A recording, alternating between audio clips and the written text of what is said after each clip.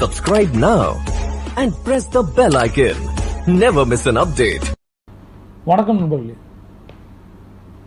நாம் ஒரு நிறுவனத்தில் வேலை செய்கிறோம் அல்லது நமக்கு சொந்தமான நிறுவனம் இருக்குது.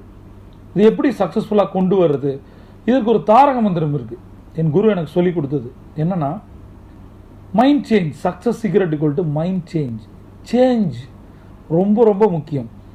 எந்தெந்த பிஸ்னஸ் ஓனர் இந்த வீடியோவை பார்த்துட்ருக்கீங்களோ, ஃபஸ்ட்டு ஒரு விஷயத்தை முடிவு பண்ணுங்கள்.